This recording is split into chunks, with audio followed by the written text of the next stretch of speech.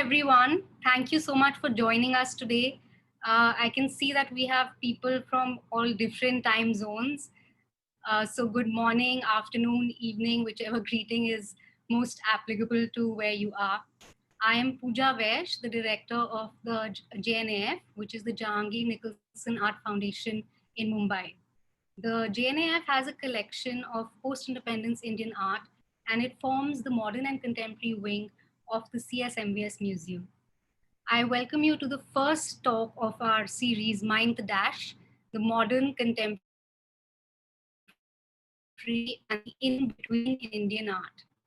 This series is presented by the JNAF in collaboration with the Peabody Essex Museum.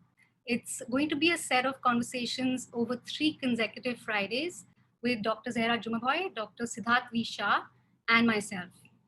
Zehra is a UK-based art historian, lecturer, and curator specializing in South Asian art. She has guest curated the first international institutional exhibition dedicated to the Progressive Artist Group at the Asia Society Museum in New York. Zehra has also been a consultant for the recent rehang of the Hurwitz collection at the Peabody Essex Museum. Siddharth is curator of Indian and South Asian art at the Peabody Essex Museum in Salem, Massachusetts, that houses the Chester and Davida Hurwitz collection of post-independence art from India. He has spent the past 2 years reinterpreting and reinstalling the collection, which opens to the public this November. So it's going to be exciting to hear about the collection and Siddharth's plans for the new galleries. By now, I guess the reason for us to get together for these conversations is probably apparent, but it's mainly because we are all people who are actively engaging with artworks and collections of the recent past from the decades after independence.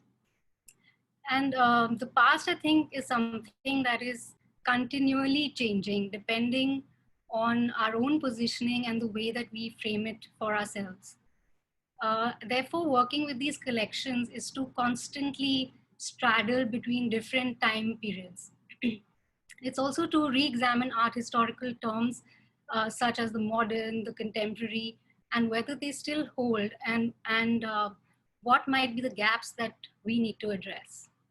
Having studied art in India, I can say that this is a period of time in art history that's always either associated with being too fuzzy or too clear, just explained away through various categorizations, always being pitted as a comparison to something else or derivative of Western modernism. So in that sense, it definitely becomes challenging to work with these collections and see what other stories that they are telling us. So I want to come also talk a little bit about this image that we have chosen. So the image that we've chosen as the title image for the series is Krishan Khanna's Last Sermon in the Battlefield from the JNF collection. It was mainly to take a visual metaphor of the in-betweenness from the painting. So here, just a little bit about the painting. It's basically, it is a scene from the Mahabharata, where we have Bhishma Pitama, who's the patriarch of both warring sides, the Kauravas and the Pandavas. And he's depicted as this ghostly dying body. And then in this state of suspension between life and death, he gives his long parting advice and sermon to the very people that have caused his death, the Pandavas, because he's actually on their side, but in battle, he's on the other side. So it is definitely it's a complicated moment and is full of very interesting moral contradictions as well. So in the subject matter and in the way that it's painted.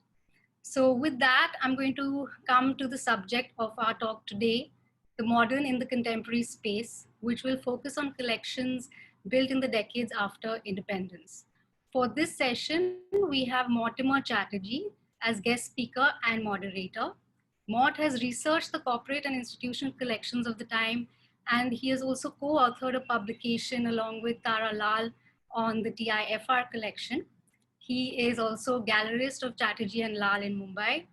I want to thank all the panelists for agreeing to have these conversations and for being here, and to all of you for joining us. So I'm going to ask Mort now to be the moderator for us. Over to you, Mort. Thank you so much, Puja, for your kind introduction, and welcome to everyone who's tuning in. So here we are on the first of three talks, and what we're really addressing today is why are we interested in modern art as it inhabits the contemporary art space, and what is it that historical art collections can tell us about the movement and why we should be discussing modern art in 2020. A brief preface from me. For some time now, it seems that academic discourse of the modern period is either focused on individual artists or else specific threads that sort of run through the work of a number of artistic practices. And whilst these studies have significantly aided our understanding of the motivations of individual actors within the arts ecosystem, rarely are we treated to a sort of a larger zoomed out view of the interconnectedness of the period.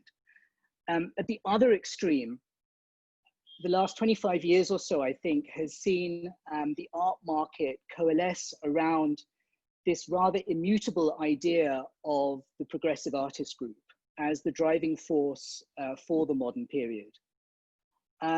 And indeed, there seems to be a continuing effort to co-opt as many artists as possible into the orbit of that group, thereby bolstering the credentials of those who fall within the purview of the PAG.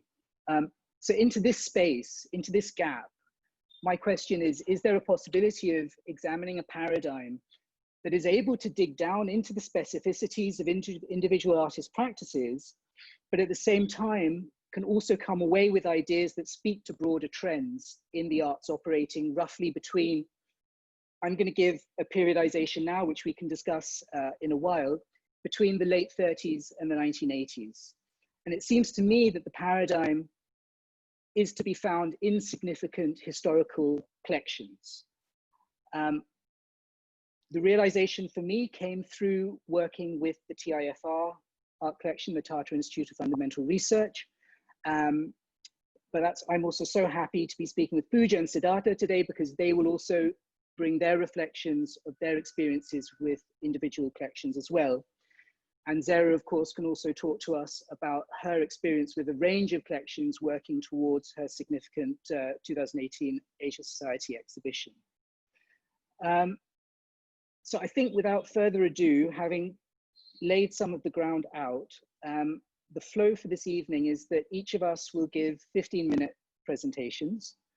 That will be followed by a little discussion between the four of us, and then we throw it open for Q&A to you, the audience. So without further ado, I think, Puja, may I invite you to give the first presentation? Sure. Second.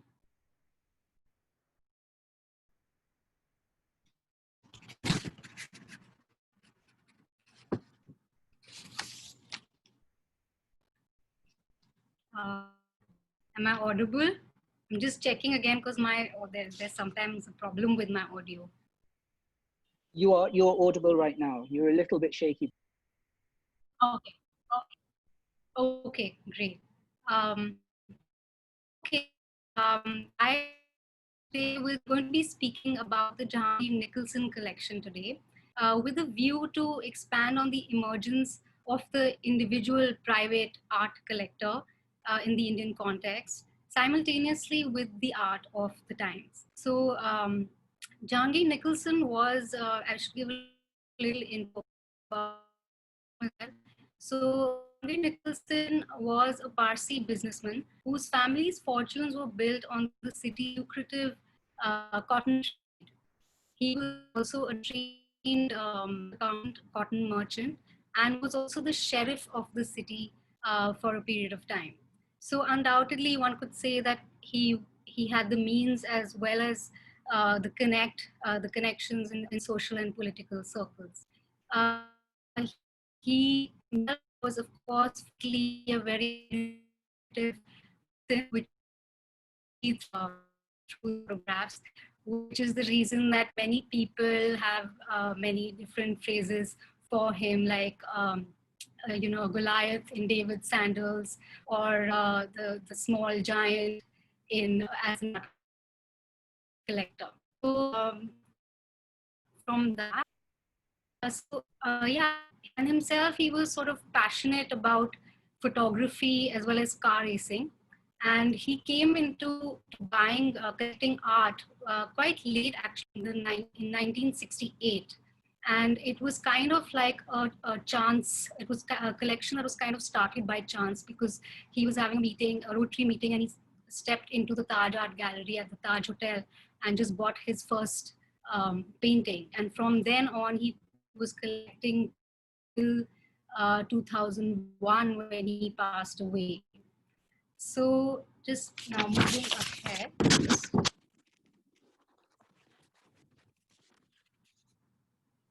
So I think what can be said about this collection is that it wasn't really an ambitious collection to start with.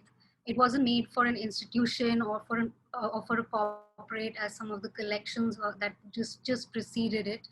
It was put together very slowly over 43 years, from 68 to 2001.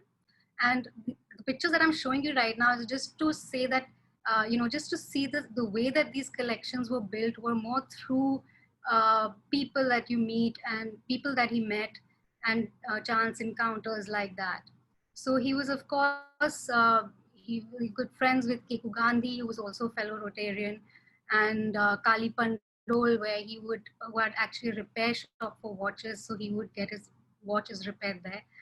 And then but in 68 he bought his first painting, and then started meeting artists and learning from them. And so the collection grew like that. He's mainly buying from the two galleries at that point of time, which was Kemol Gallery and Pandol, and sometimes directly from the artists as well.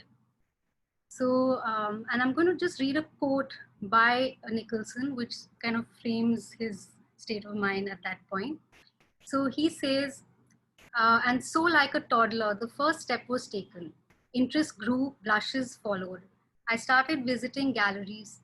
In those days, Kemol and Pandol were the main, if not the only, commercial ones around. I began meeting artists and sometimes buyers. A flame was perhaps lit by Hussain, then already 52 years old. Akbar Padamsi, Tayyab Mehta, and Gaitonde, Guy as we called him, came next.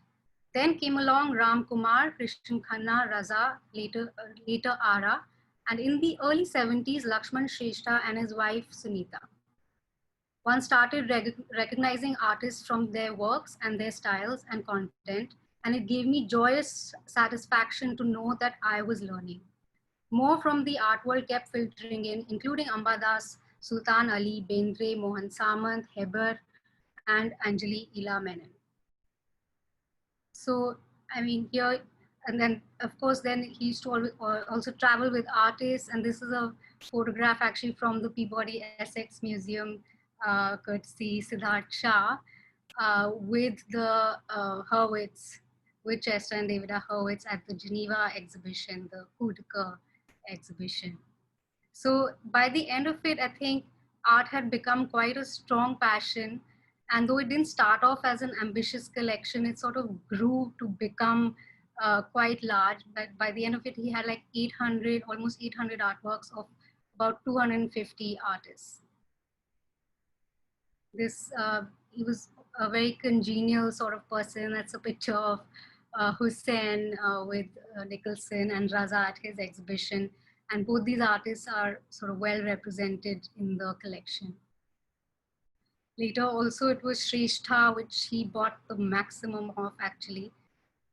And here you can see them together. Here we have like an interesting photo with Nicholson with the Prime Minister Indira Gandhi and Hussain. And it also reflects the sort of state involvement in art, state involvement and interest in art, where Hussein is almost becomes like the icon of the Indian artist and is projected as such until much later, of course. So now I'm just going to show a few slides from the collection just to give a sense of what is there. So this is actually one of the first falling figures that Tayyab Mehta did, and these were this whole series was actually very inspired from a traumatic event that he saw someone being killed on the street in the riots after partition as a child, and he's used this image repetitively in works right up till the 90s. But I think this is almost one of the first ones like that. This, of course, also, like Somnath Kaur. So a lot of artists were responding to significant events in the nation's history. This is Somnath Kaur, who's of course been representing the Bengal family of 43, and Chitta Prasad as well. So I'm going to now run quickly through some of our highlights. Ara is also well represented in the collection. So Souza Hussain, all the Bombay progressives are fairly, I would say, with the exception of Gade and Bakre, which are only a few works, but Hussain, Raza, Souza are all well represented. Gaitonde, some of the Shilpi Chakra artists.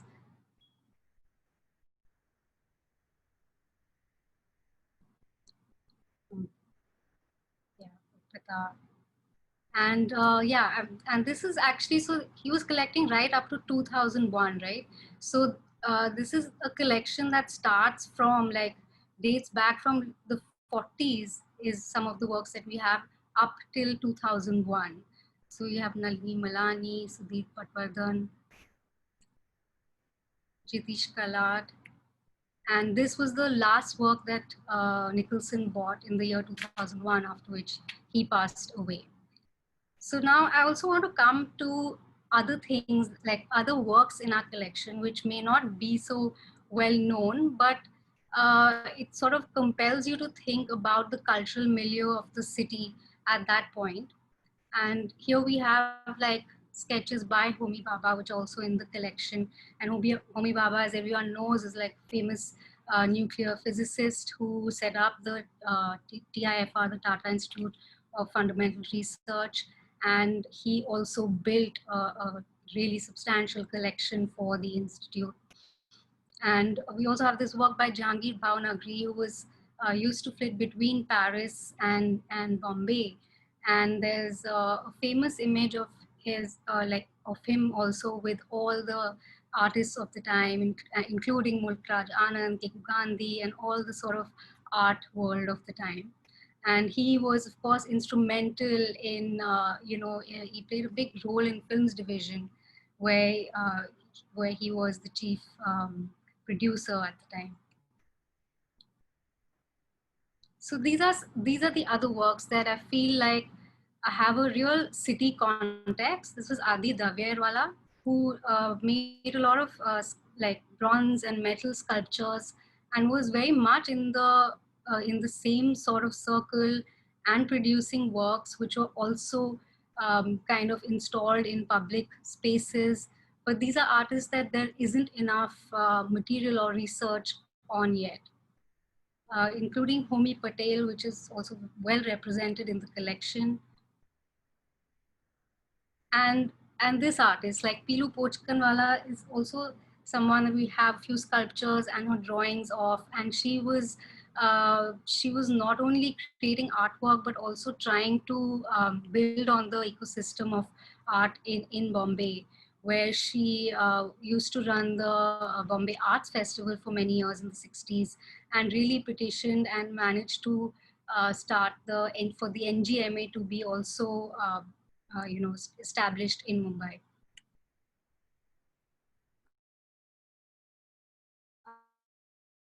R.D. Raval, who also we've got quite a few of in the collection. So these are some. Badrinarayan is another one. So all of these are other stories I feel like the collection tells us, but it's really hard to place it within art history. And now I just want to come quickly to the present.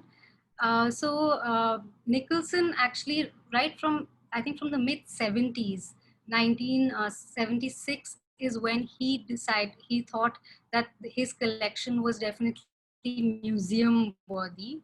And for this, he donated a sum of money to the NCPA first to start a gallery in his name, which was called the Jehangir Nicholson Gallery of Modern Art, Jehangir Nicholson Museum of Modern Art. So that the first inaugural exhibition happened there of some of his artworks, and beyond which it was also a space that hosted other exhibitions in collaboration with other institutions like the British Council and the Italian Cultural Center, etc. And he was in the 90s, he was in the midst of negotiating with the Bombay government and the municipal corporation to negotiating for space within South Bombay for building a museum for art. And he was in the midst of this when he passed away. But in his will, he had sort of wished that his collection would someday be housed in a place where it would be visible and accessible to the public. So it was much later, after his death in 2008, that the trustees then made the Jehangir Nicholson Art Foundation and formed a partnership with the CSMVS Museum in Mumbai. So now it forms the museum's modern and contemporary art wing. So the museum is kind of has a encyclopedic collection of natural history, sculptures, miniature paintings, even Harappa and Indus Valley civilization artifacts. And then with the addition of the Nicholson galleries, it sort of comes into the late 20th century and the contemporary time. So these are just the current context for the collection, where this was like, there's also been like retrospective shows of artists like Gaitonde there now, and also some of the artists to stage different interventions. This is exhibition by Jayashree Chakravarti, where also the museum's encyclopedic context then expands for the artists to place their works within the context. So I think I will end here. I hope I was not too much above the time. No? Okay. No, it's So, perfect. Absolutely, absolutely perfect. okay, great. So I'm going to share. Puja, thanks so much. So I think it's me now. Yes. Yes. Yes. So I'm going to just fire up my presentation.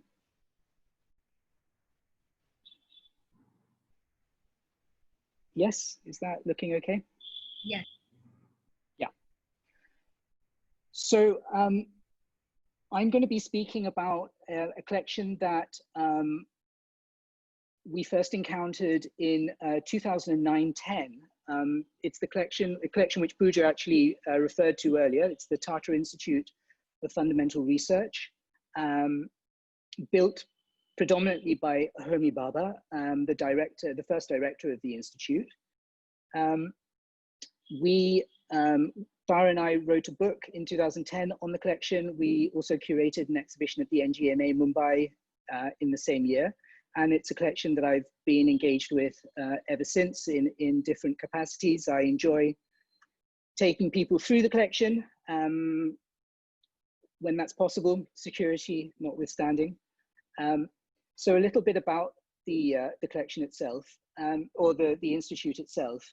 Homi Bhabha was studying for his PhD in Cambridge in the 1930s.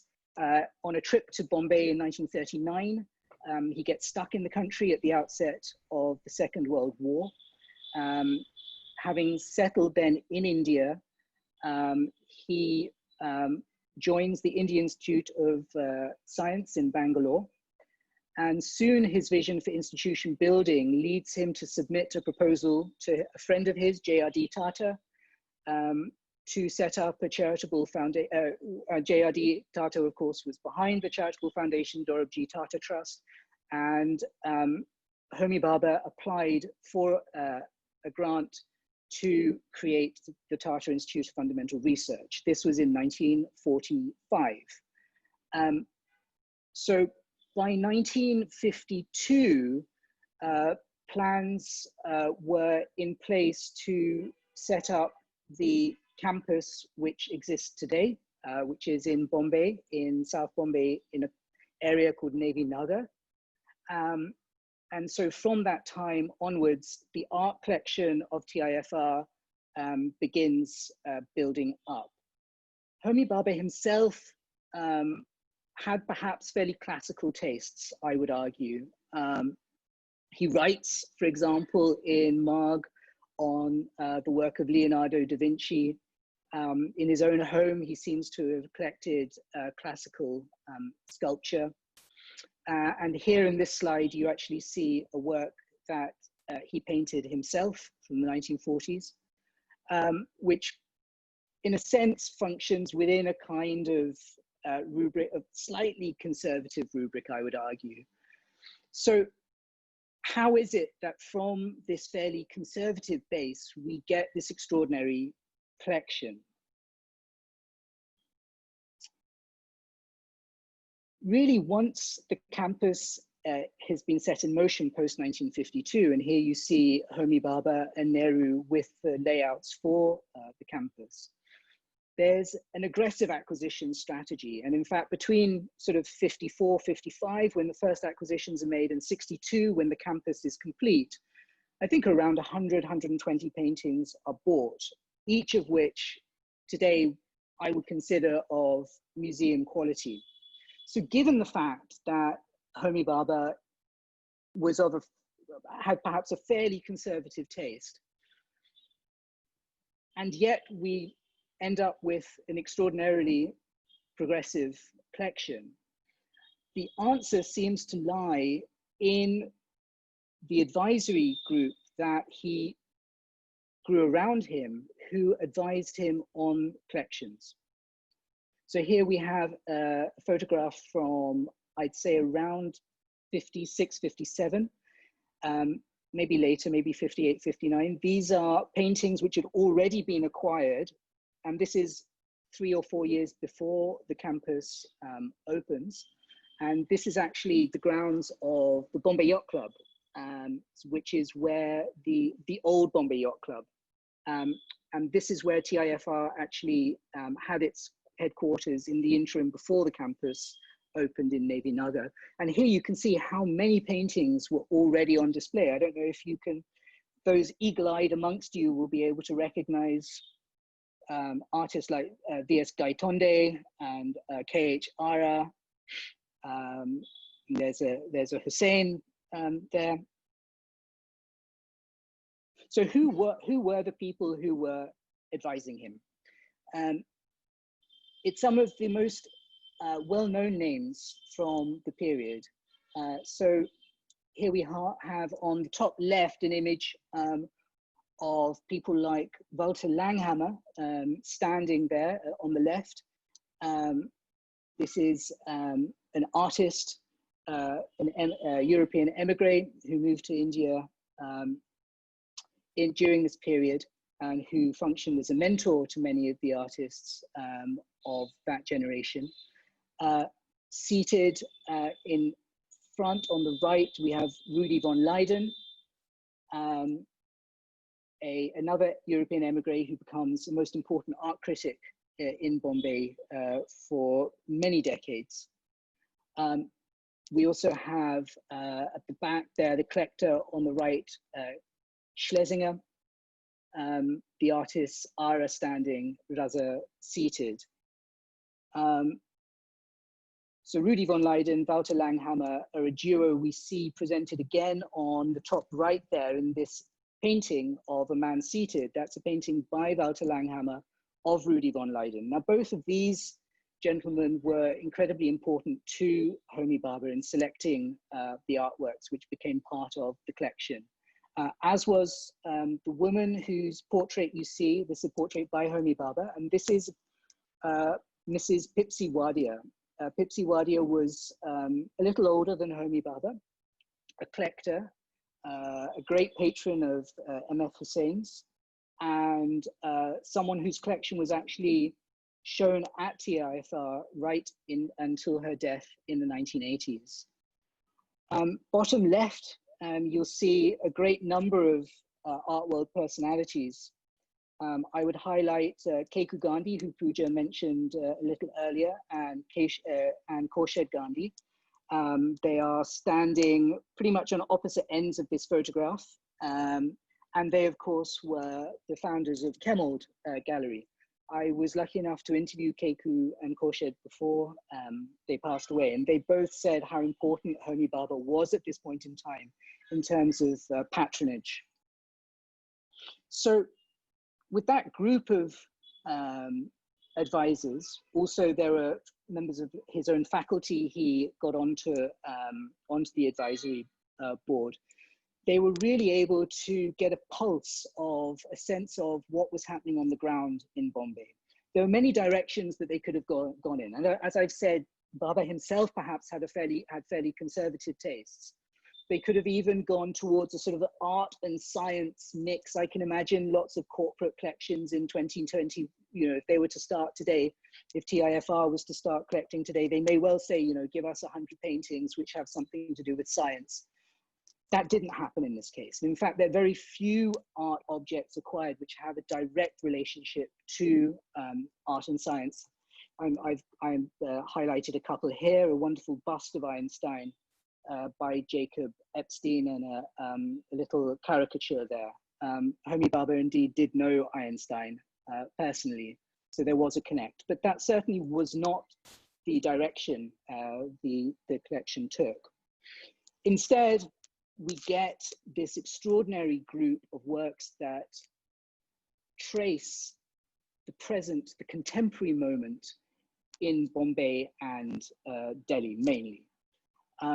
Alfred Barr, the first director of MoMA, came up with a memorable quote of contemporary collections being something like a torpedo with its head in the ever-present and its tail in the ever-receding past. So it's sort of a comet going through time, and in a sense putting its timestamp on the collection. And here we get really very much a sense of this period 1954 right through, in fact, to the early 70s.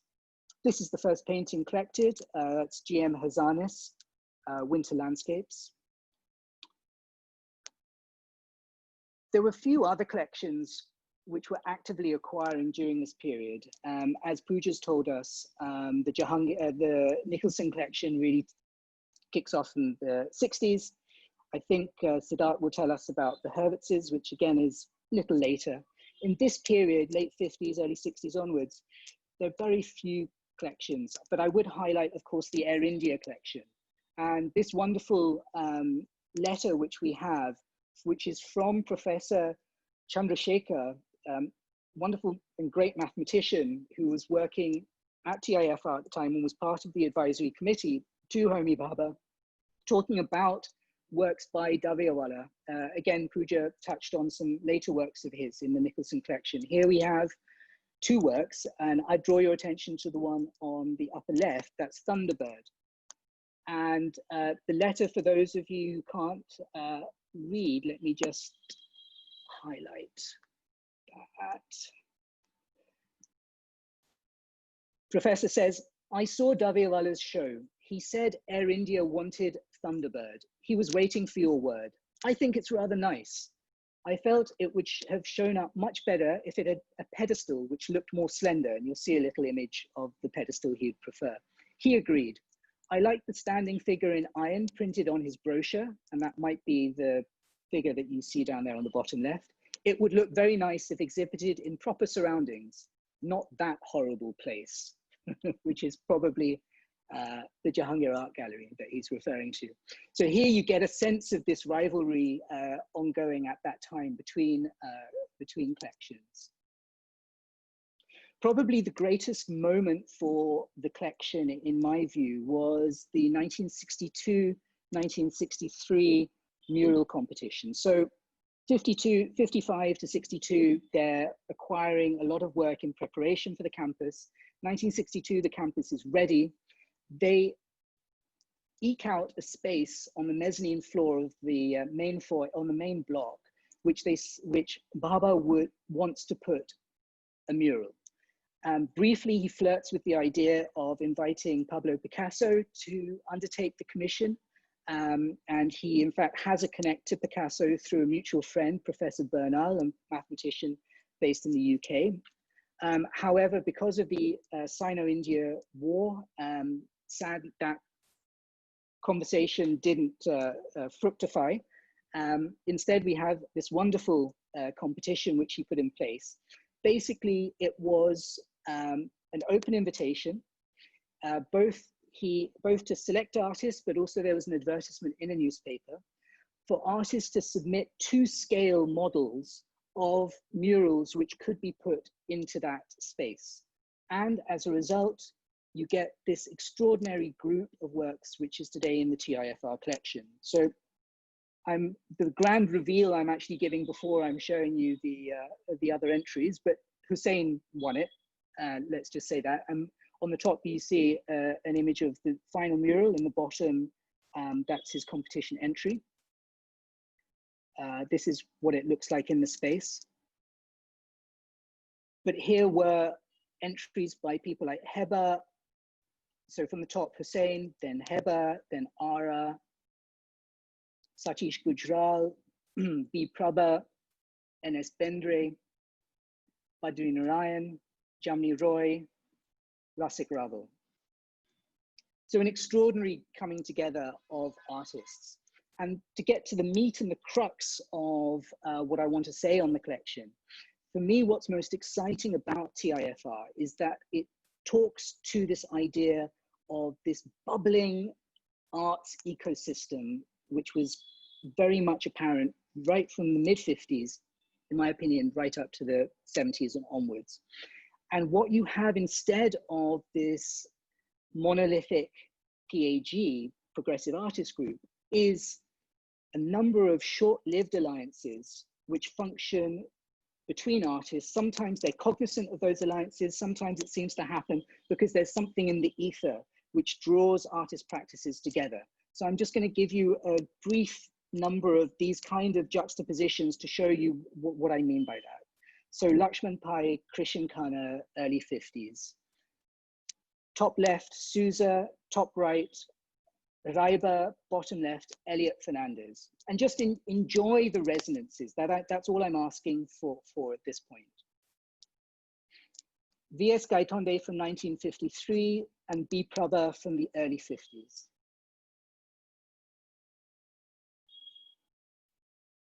V.S. Gaitonde 1954 at the top, B. Prabha 1956 at the bottom.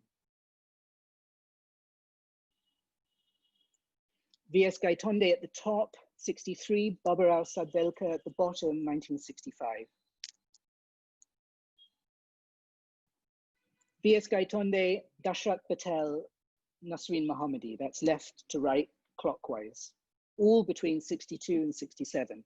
Nasreen Mohammadi, V.S. Gaitonde sharing studio spaces at the Vallabhbhai Desai Institute during this period, or next door to each other. Look how this juxtaposition happens in the director's office between Homi Patel and V.S. Gaitonde. And here you see the two works at the bottom. I think these visual connections now, so you see from V.S. Gaitonde's alliance with B. Prabha coming out of the JJ school aesthetic, you then see her coming towards this abstraction, this abstract vocabulary in the early 1960s, late 50s, early 60s, the resonances with Prabha, Sadvelka, and then Homi Patel, whilst very close to the aesthetic of Gaitonde in the early to mid 60s, moves into what perhaps could be allied with the neo-tantric movement of the 1970s, artists like Jia Santosh and Biren Dey. And finally here, Krishan Khanna, Nalini Malani, again, within 3 or 4 years of each other. So I propose really that this era is marked by these short-lived alliances, and I propose a essay by Badri Narayan written in 1965 in which he talks about this idea of artists of the Third Epoch. And for him, artists of the Third Epoch are, and in his words,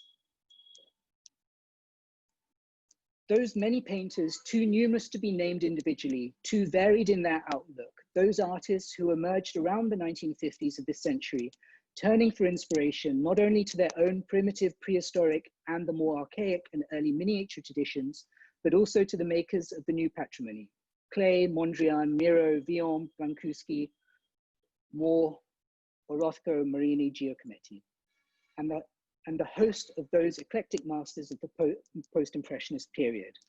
The significant painters after 47 are men like Heba, Hussain, Bendre, Souza, Padansi, Gade, Subramaniam, Ramkumar, Shankar Chowdhury, Davyawala, Raman Patel, Chowda, Raza, Gaitonde, Ara, Samant, P.T. Reddy, Kulkarni, Satish Gujral. So that is my provocation finished. Little over time, sorry for that. And could I now request, let me stop sharing. Can I now request Siddharth to address us? Yeah, great. Thanks, Mort. Hello, everyone, and thank you for joining us today. Thanks to Puja for arranging this. It's been a great pleasure to connect every week and figure out what we're going to talk about and how we're going to talk about it. I'm really just going to give an overview here. Let me share my screen and make sure all of that is functioning all right. Do you see what I want you to see? Okay.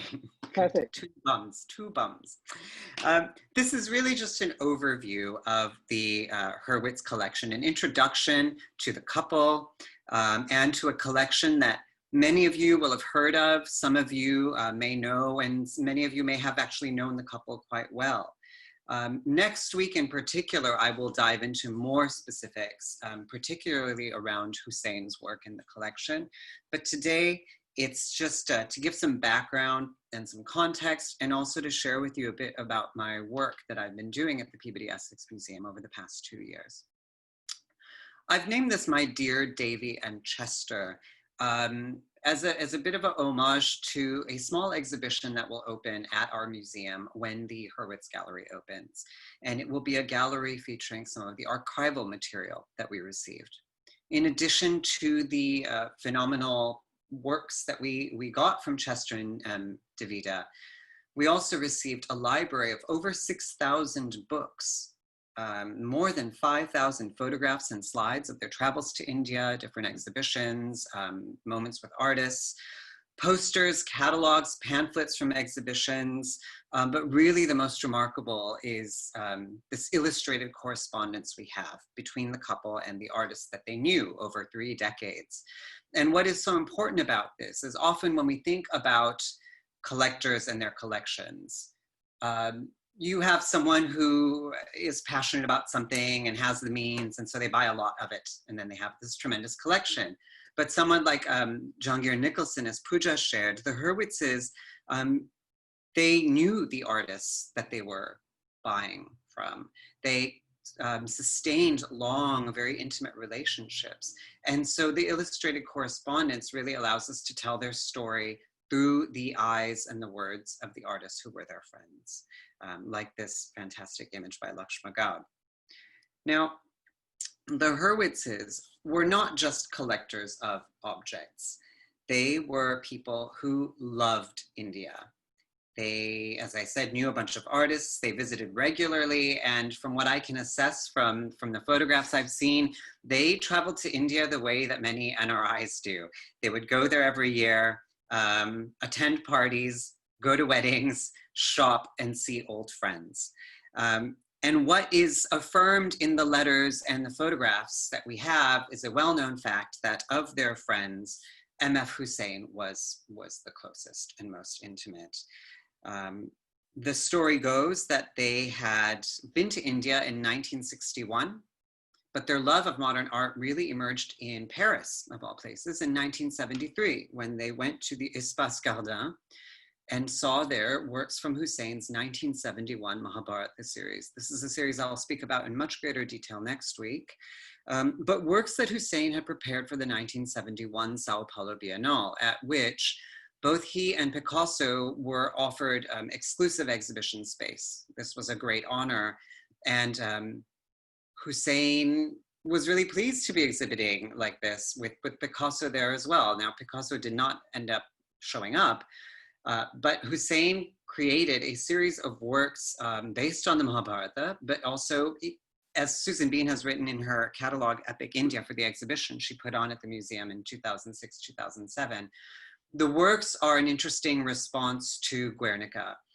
Picasso's iconic painting about the Spanish Civil War, where essentially countrymen turns against countrymen. So the Hurwitzes loved what they saw.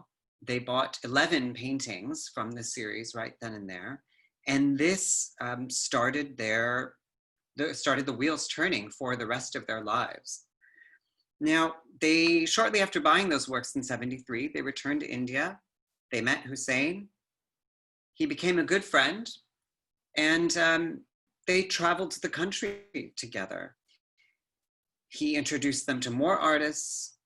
We know that they traveled not just through photographs like this, but as I mentioned, the illustrated correspondence is great. And we have some fantastic illustrations by Hussein, often on hotel stationery, which you'll see in a bit, which also tells us that when they're in Calcutta, he is there as well.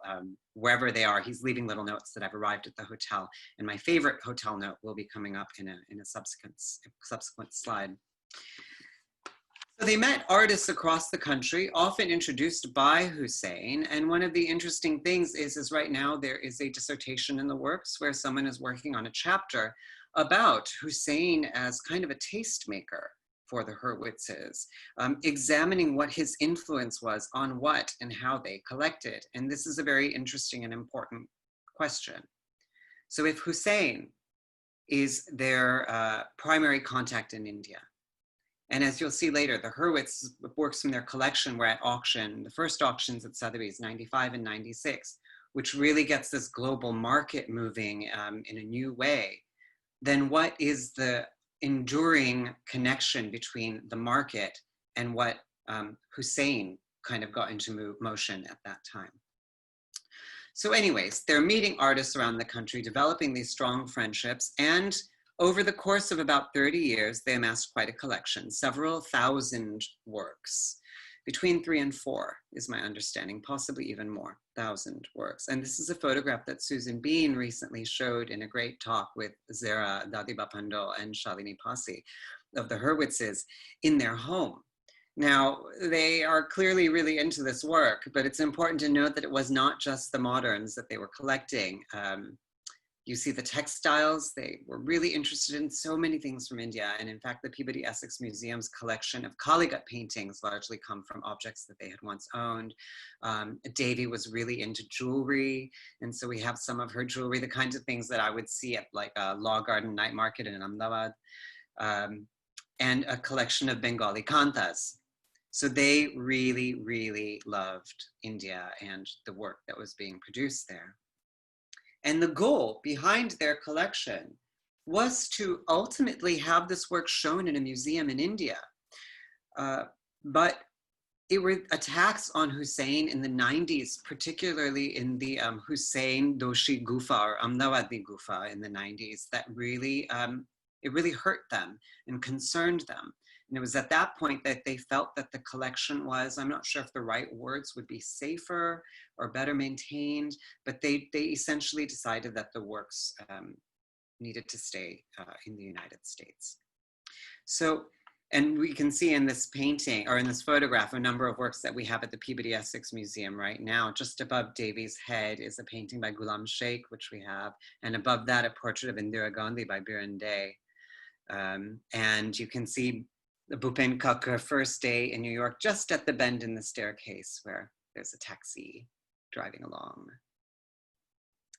In 1995 and 1996, the auctions at Sotheby's were held. And of note here is that we have contemporary Indian paintings as the name for these auctions. Contemporary, kind of going back to the big theme of this whole panel of how we're using the words contemporary and modern, and how that is, as I mentioned more earlier, a moving target so that we need to constantly reevaluate. And one image that I did not show here was this fantastic card that we have from Jogin Chaudhary that says, wishing you a very successful auction. And indeed, these auctions were very successful. And the funds from this were used to set up a trust to care for Indian art in the United States. And they had made efforts to show the work in the United States, in Europe, lots of efforts to get visibility and respect for the work.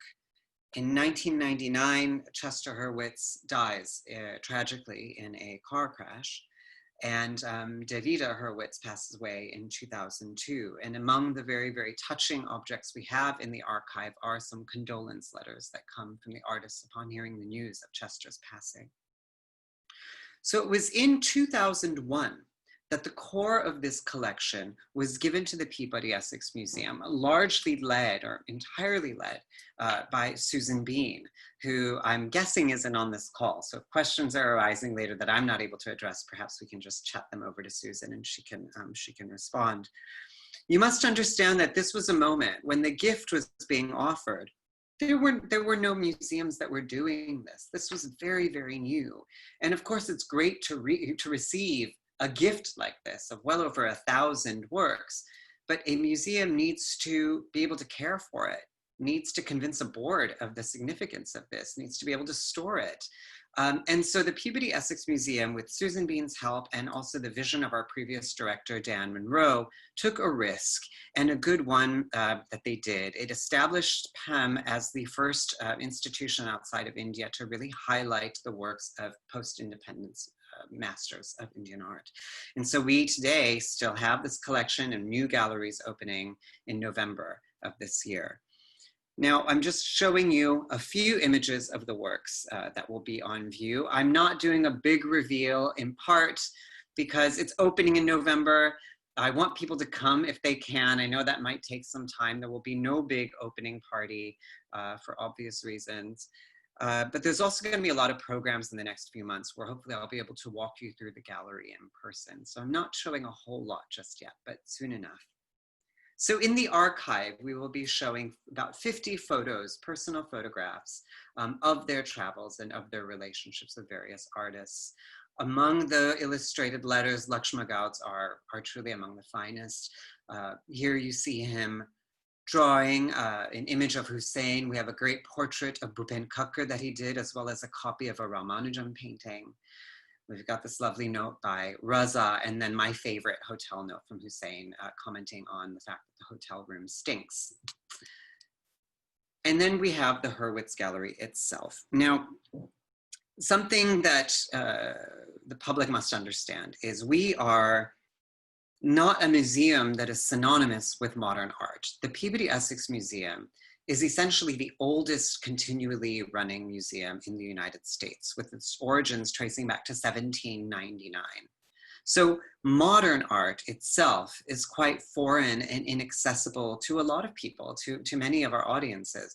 But you add to that India, which they don't know much about either. And this is a completely new territory. And so it's been quite a challenge to figure out, how do we tell a story of India using only these works from post-independence art to a public that has no context and understanding.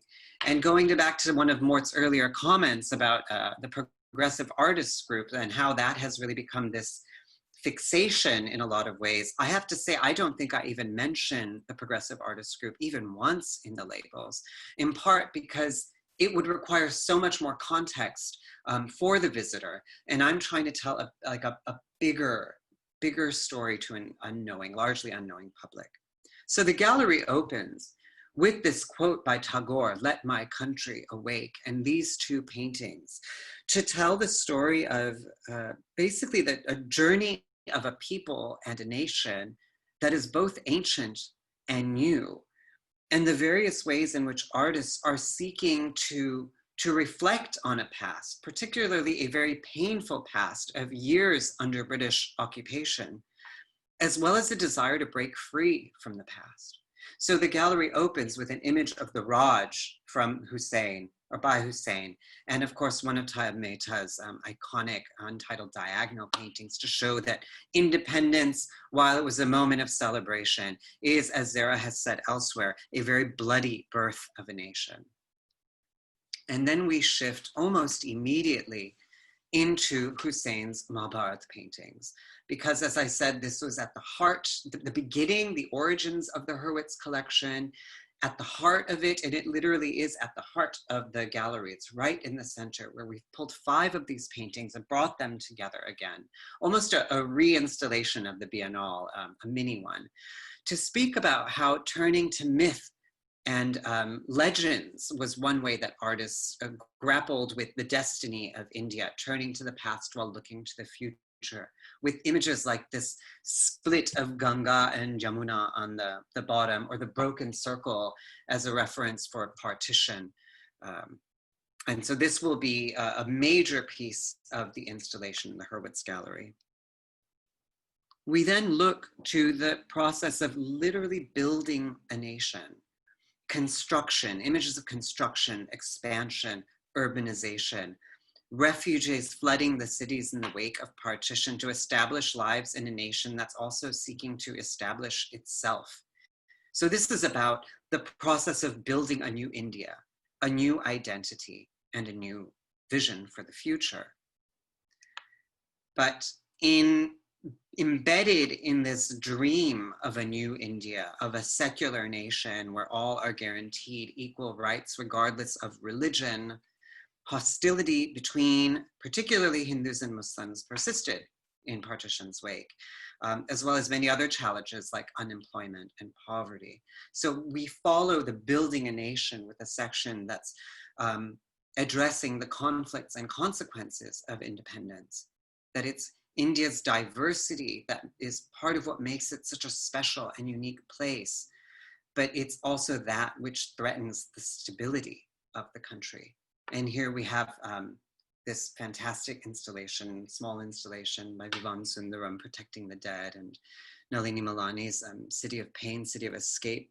Ram Kumar's Unemployed Graduates, which I've spoken about elsewhere, really in a personal context, which is that on seeing this painting for the first time, I remembered a photograph of my own father from the late 50s or early 60s, where he's standing with a bunch of his classmates in India. There's 5 of them, they're all wearing ties like this. And he told me that 3, maybe 4 of them had all left the country, seeking opportunity elsewhere. So it spoke to me about all of those people who left India after partition to try to build lives elsewhere.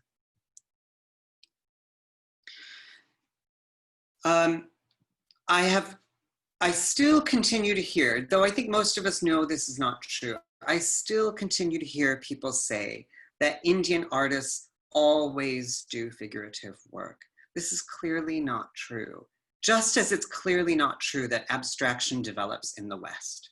So this is a section where I discuss how the peoples of the subcontinent have visualized the divine in a staggering range of forms and images. But while there are some who emphasize the difference between spiritual traditions or religious beliefs, there are others who seek to emphasize the universality of the human spirit and human expression, and that many artists have turned to shape, form, and color to speak about a more universal spirituality. So images that evoke light, vibration, and expansion, like these works. I've also included Nasri Mohammadi in this section.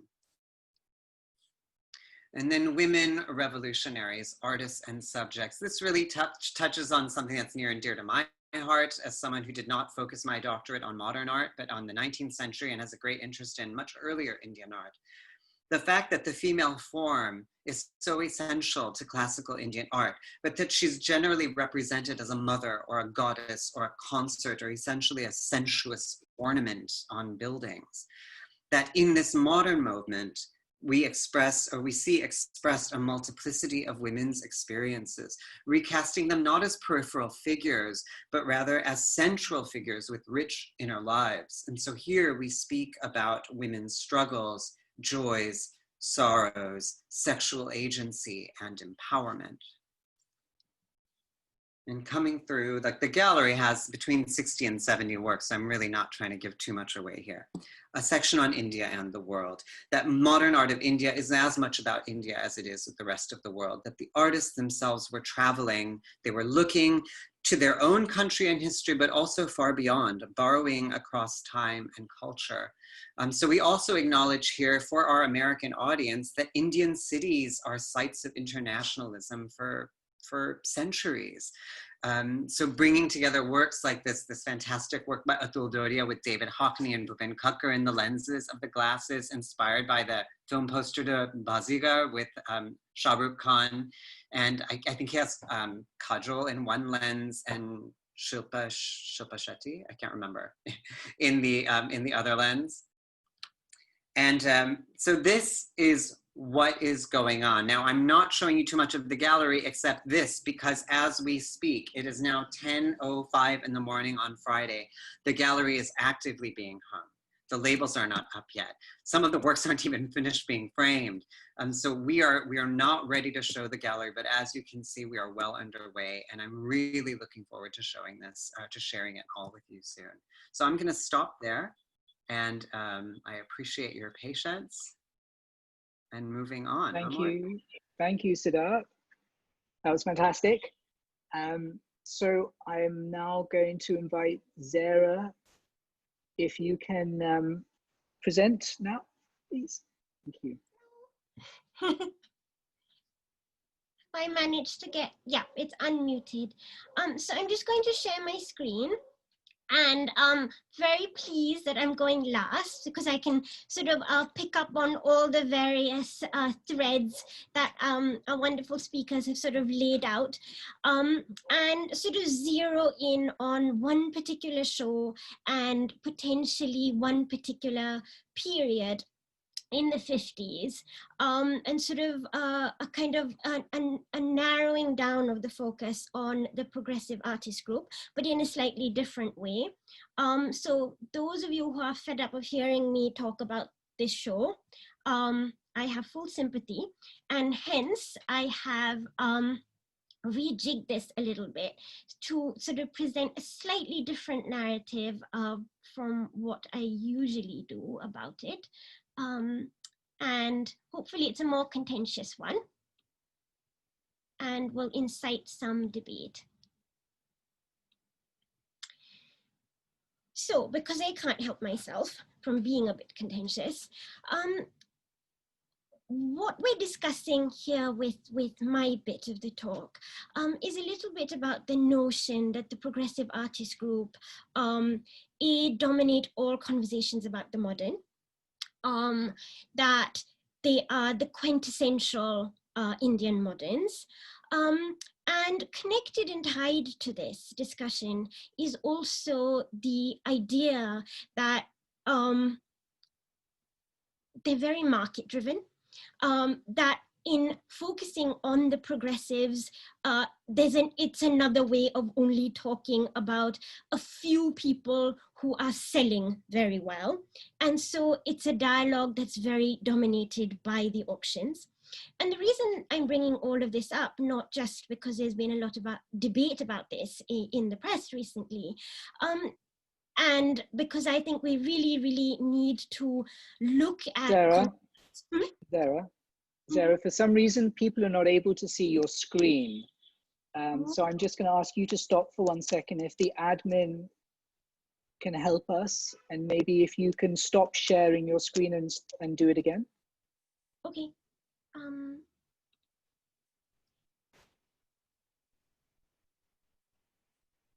Now?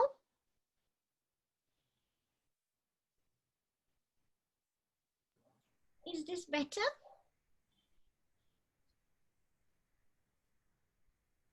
It seems like it, Zehra. We're getting like it is. Oh, visible. Yeah, it's visible now. It's now visible. Okay, Oh, and so you can, Oh, no, hang on. Some of can see, some people can't see, looks like. okay, so should we wait? Because it won't make sense without the images. Right. if Susan Bean can say that she can see, then we can see. Susan Bean, Susan, can you see? calling upon Susan Bean. I'll give you a call now.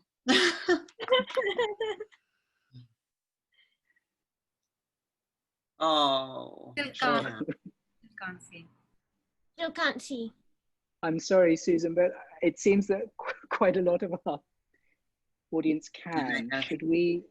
We continue, and it's being I recorded. think we'll continue, Zehra. Yeah, it is being Okay, recorded. so most Yeah. people can see it. Yeah. Okay. Right. Okay. So where was I?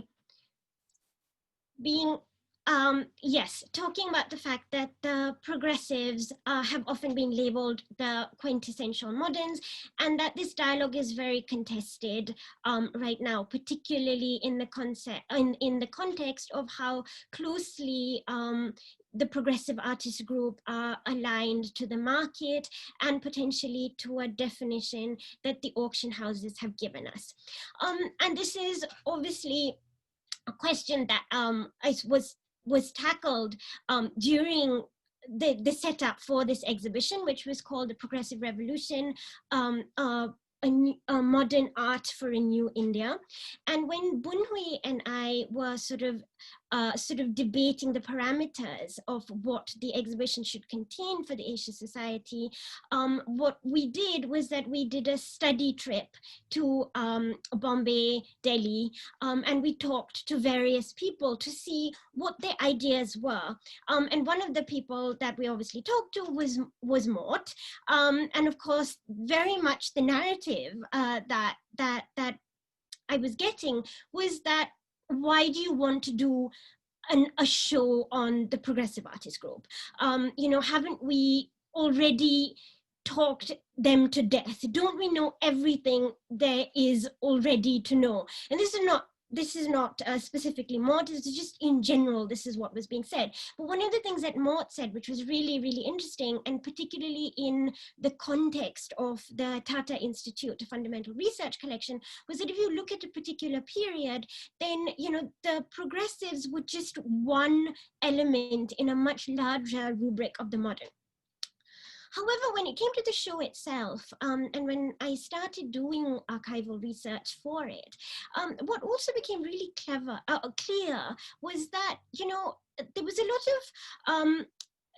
there was a lot of debate and actually a lot of uncertainty about a lot of things about the progressives. So in one sense, we knew everything there was to know about the progressives, which is what I was being told. But on the other hand, there was nothing that anybody really agreed about. So who were the original progressives? This we could kind of, come to terms with, because here we can see, like right in the middle here, the big photograph. Let me see if this works. Can people see this? Is a sort of screen share doing the next slide? Yes, it's working. Okay. Right. So yeah, there was general agreement that, that the Progressive Artist Group was founded in 1947, but and that it was consisted of 6 people, that they were an all-male group, that there was Souza, Ara, Gade, Hussein, Bakre, and Raza. But what there wasn't a huge amount of consensus was, and what you really had to do some digging, was that when was their first exhibition? Was it actually even in Bombay? They're known as a Bombay Progressive Artist Group, but in actual fact, when you do the digging, you realize that there were 2 exhibitions that counted as their first exhibition in 1949. And one of them was in Baroda, and then there was one in Bombay. So, it became really clear that the more we thought that, we know everything about them, actually there were loads of things that we really didn't know, and then there wasn't consensus about. And then another thing, which I want to show you the next image here, is that, okay, so we know that there was an original 6, but we also, and this is something that Dadiba said a lot, was that he was like, what's interesting is not just that there was an original 6, but if you actually look at the composition of the 6, you realize that there was an original 3 that led to the original 6. And so in the show, we got hold of this painting, which belongs to a London collector, and it was actually found for me and Bunhui by Rob Dean and Connor McLean, who zeroed in on it. And then we had this huge debate with Rob, the collectors involved, and Connor trying to figure out who were the 3 people in this painting, because I just knew that this was going to be our clue to the original 3 that made up the original 6. Now, so these 3 progressives, the collectors themselves were fairly convinced, and I think you can see why. So this is Sousa, this we knew. This is Raza, this we know. But who is this middle figure? And so the collectors who owned the work, you know, had a couple of options that were down in here, and one of the things that we thought it might be was Gaitonde, in which case it sort of messes up the narrative, right? Because the original 6 didn't have Gaitonde. So was our reading actually wrong? So I got quite excited. Have I discovered something? And then what ended up happening was that we finally discovered in a Sousa collection that there was a Raza sketch that actually helped us decode who the original 3 were. And it is exactly as Dadiba said. It was Sousa, Raza, and Ara. So even that, and we can see that through this sketch, because you can actually see this is Ara, and you can see that this is Raza, and this is Sousa, and this is Sousa. So the original 6 were actually an original 3. And so that was just one of the interesting things that one managed to pin down through archival research and actually verify was correct. And then, what did I want to show you? So yeah, so this is the progressive artist group in the popular imagination. Now, this is the thing. Within the auction houses, it's always said that Mohan Samant, at least it was said before the show, not a progressive. A.A. Raiba, not a progressive. Less important within the group, Gade and Bakre. And central to the progressives, but this became kind of complicated because, you know, where are they in that photograph? So you know that Hussein is there, you know that Raza is there, you know Ara is there, you know that Sousa is there. But what about these characters who are, you know, usually associated so closely with the progressives within auction catalogs? But how come, you know, where are they in that photograph? So Akbar Padamsi, V.S. Gaitonde, Ram Kumar, Taib Mehta, Christian Khanna. And so as you can see at the bottom, this is actually incorrect. So this whole thing is something that I then set out to revise. And what will become increasingly clear is actually there were 2 waves of the progressives. And the first 2 shows of the progressives consisted of those 6.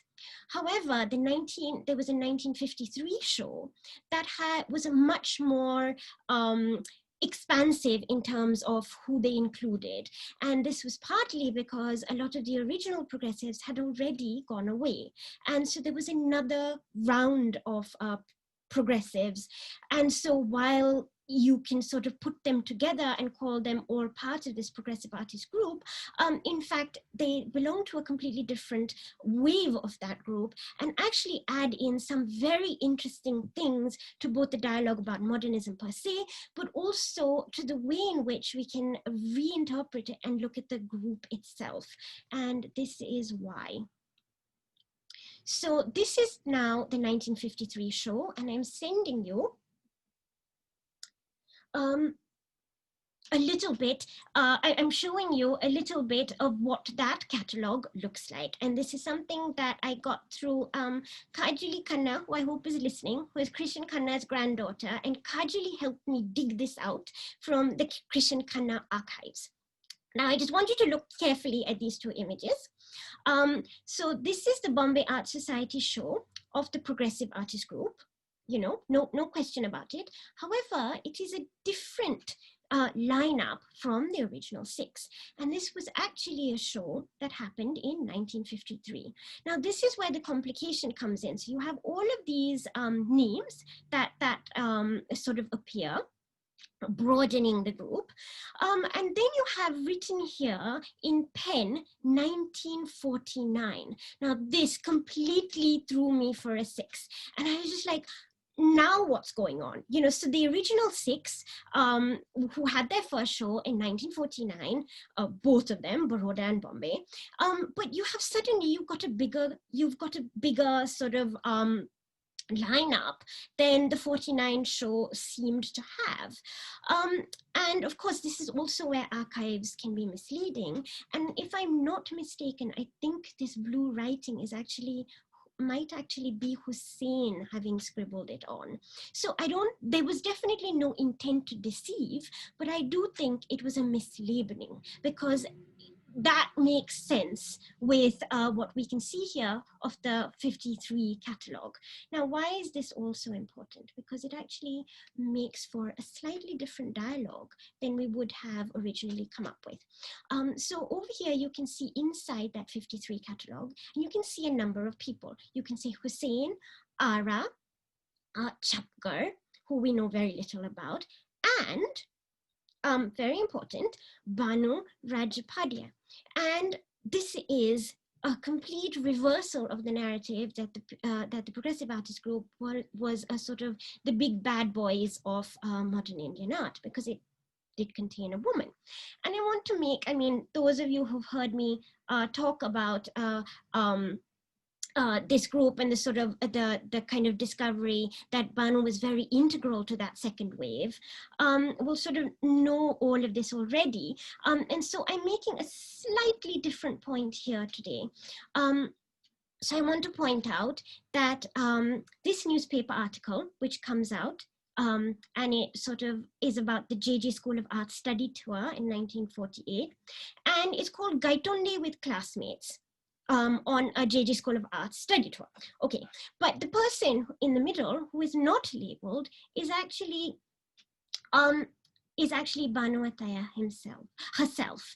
And here you can see the V.S. Gaitonde portrait of Banu from 52. So this is, I mean, they're definitely in conversation, they know each other, and she gets included because of Gaitonde and Krishan Khanna, who mentions her in many interviews, within the second wave of Progressive Artist Group.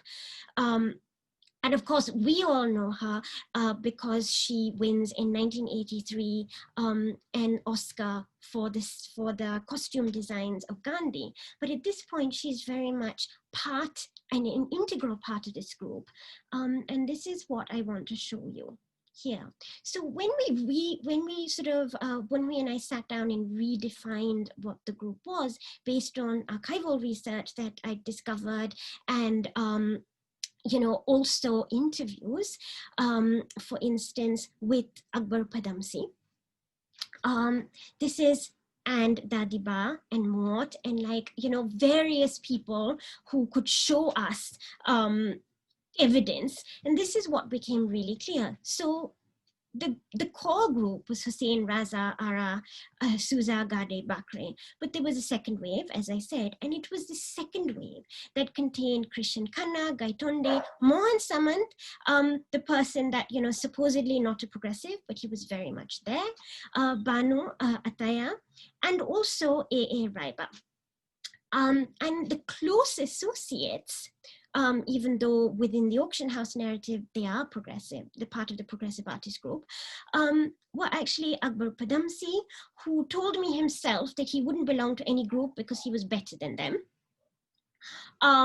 And but was very, very closely associated and traveled with them. And then you'll have Ram Kumar and Tayar Mehta.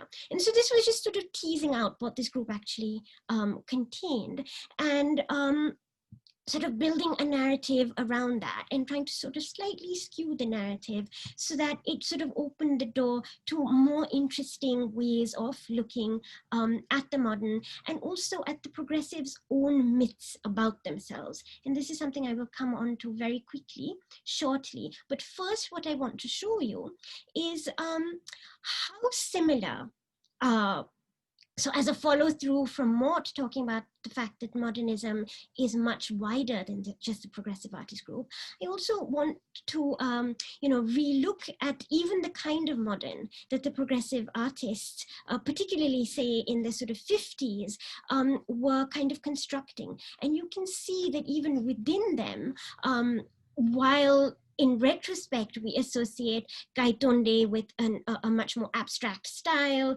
Banu Attaya sort of falls out of the group.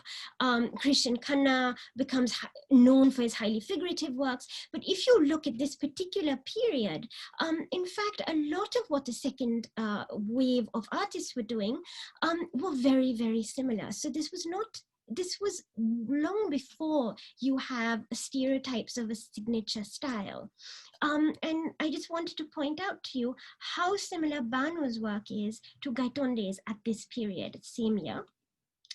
I also wanted to point out to you how similar one could even argue and say that Hussein's peasant couple, which was very important for us at the exhibition, we even used it for our poster outside, and how similar Hussein's peasant couple, and he's seminal to the sort of core group, right, was to someone like Banu and Gaitonde at this period.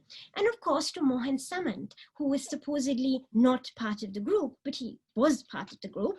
And you can see a stylistic resonance. And this is the beautiful Amrita standing there next to her Mohan Samant, which she lent for the show. So I just wanted to create those resonances for you.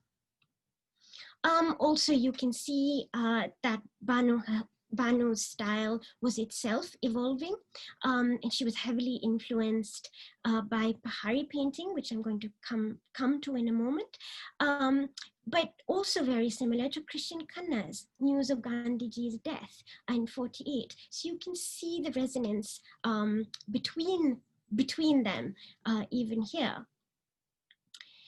However, and this is where we get into the construction of the progressives' myths about themselves. So I want to read this. 3 minutes, Sarah. 2-3 minutes. Yeah.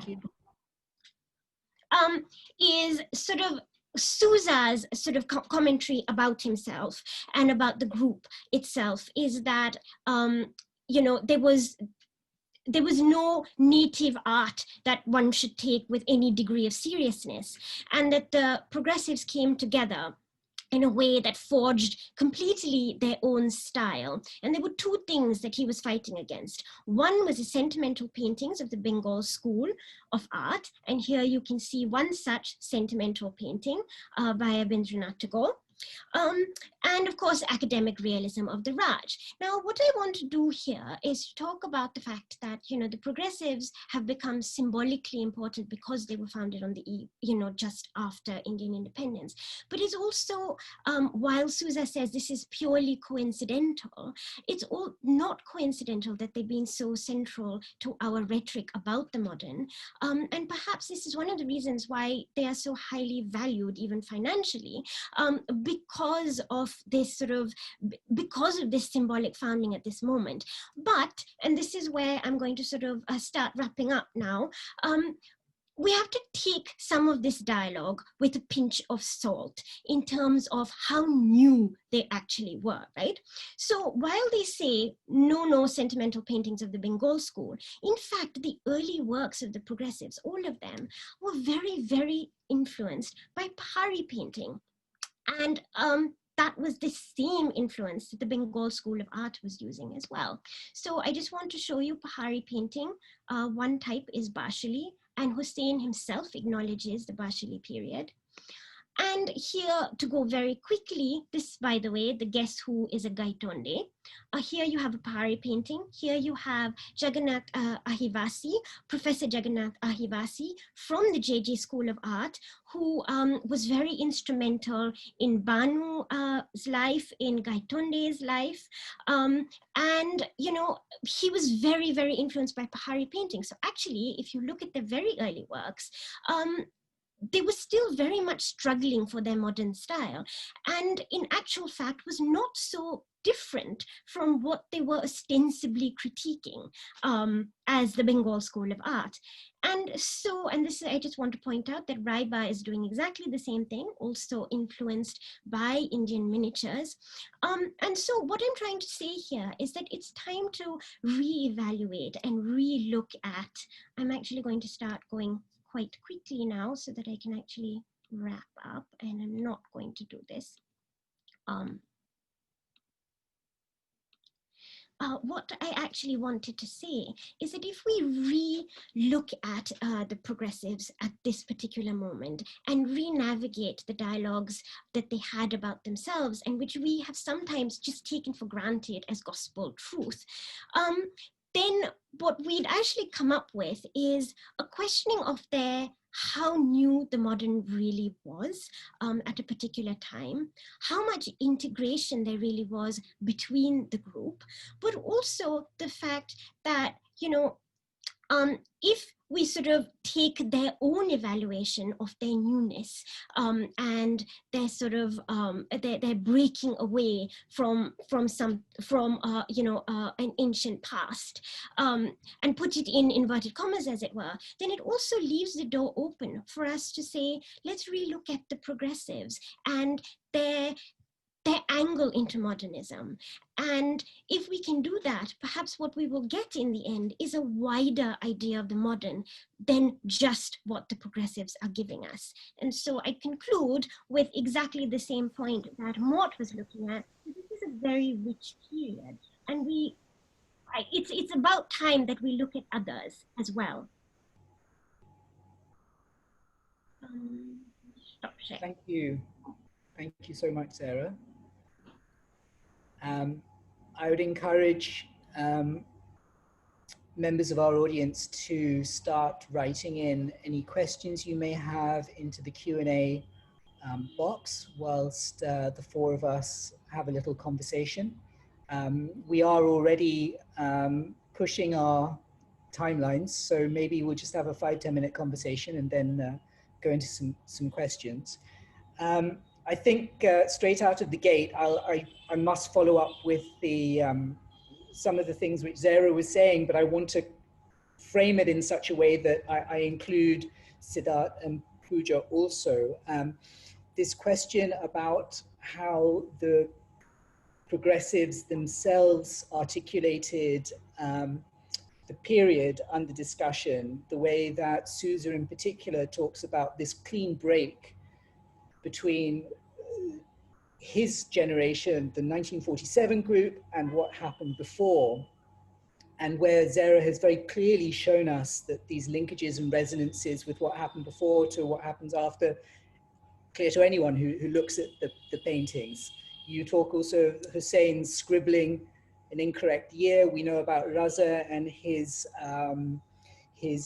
declaration that much of his late 40s work is not his. We know perfectly well it's his. I would also draw the fact that by the 1960s, someone like Rudy von Leyden, who was so much a flag bearer for the progressive group in the late 40s, was hostile towards Sousa's works. Basically, as soon as Sousa moves away from the Bombay Revival inspired works of the late 40s, he's no longer seen by von Leyden as an artist who he wants to promote. In that respect, how faithful do we need to be to the vision both of that generation of artists, but also to the collections and the collectors that we are responsible for showing to the world, with the Siddharth's in the middle of hanging a show as we speak. How do we marry our own relationship to a particular period, to particular styles, and then to the vision of those men and women who were actually part of that moment. So I suppose, can I just throw that open to all of you? Zehra, I know you were working with a number of collectors also who probably had their own understanding of the period and expected works to be shown in a particular manner. How does one negotiate that? Siddhartha, I'm looking at you first, so do you want to start? Since you're hanging, what is the logic for your hanging? How close do you need to be to what you believe the Hurwitz's vision would have been? I don't know if a collector's intentions are necessarily about how am I going to tell a story to an unknowing public. I think there's all kinds of other factors, like personal taste, like in the case of the Hurwitz's, personal relationships, as well as just kind of, you know, I mean, I know how I am. I'm not saying this is the Hurwitz's, but if I enter something new and I have some money I want to spend, I want advice because I don't know. So I'm going to take advice, which might not be authentic to what I ultimately want because I don't know my authentic tastes yet. So in terms of this, I would say my job with this rehang is to go into a set collection of objects that I have here and to pull from that what is going to be a story and a narrative with a shelf life of up to maybe 10 years. So I don't think that collectors approach that way. That is actually the curatorial job, is for me to take this collection and to help the general public understand, get something rich and significant. But also, I think if this were being shown in India, if I were installing this in India, I would take a very, very different approach to this. Whereas here, I need an American public. My aim is for them to see their stories, their struggles, the situation in the United States today, which is all messed up in so many ways, but to see that reflected in the story of India has been my goal. Puja, your reflections? Yeah, so I agree. I think that collecting wasn't such a defined thing, and I don't think that collectors themselves at that point really knew what their collections would mean much later. Like I showed, there's so many artists that we have that actually we don't hear about anymore.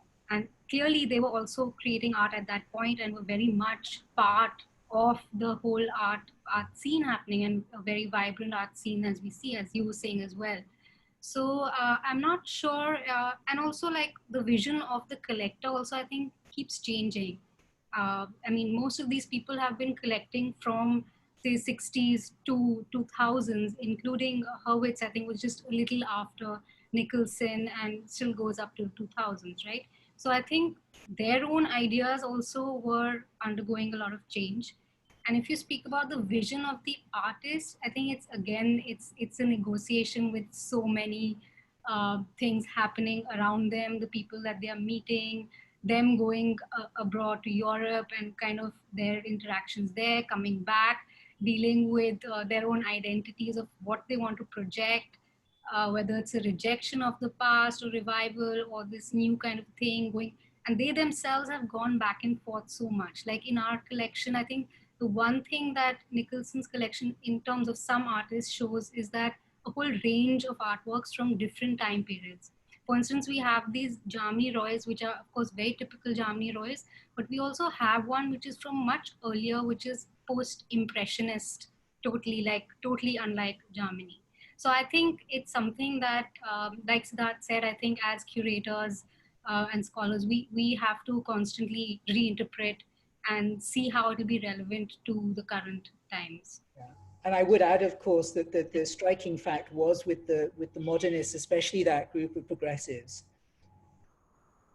I'm sorry I'm about to say this, but they refused to die, which meant that the fact that you had basically Sousa and Hussein right until the 90s reflecting on things which happened 40, 50 years before, as if it was happening in front of their eyes. And it was this, as you say, Puja, is this constant kind of renegotiation of fact as it suited them in the moment, which I think has really muddied the waters. And especially, we haven't talked about the market so much, but has also muddied the market for these arts. But anyway, Zehra, your reflections on this, and of course you were faced with this issue in the Asia Society show of being faithful to an existing narrative versus revisionist histories versus what collectors were telling you. I mean, how does one negotiate these multiple kinds of pushes and pulls? I think in a kind of way, one doesn't. So, for instance, I think the exhibition that happened was two exhibitions in a strange way, because there was an exhibition that was the ground floor, which was all about a recreation of that narrative, and it's that was the bit where my heart and soul was in, because it was the part where we got the photograph of the progressives, blew it up, and actually reunited the paintings from some of the early shows. It was also the narrative that, if as like people who are obsessed with modern Indian art, any of us would have wanted to see, and actually see it on the walls and see all of these paintings from a particular period that we had only looked at in photographs, and actually to see them live. For me, that was the exhibition. But I was also really aware that there was another exhibition happening, which was upstairs, and that was an exhibition that had to do with me trying to answer an American audience, and to really deal with the whole issue that Indian art is derivative.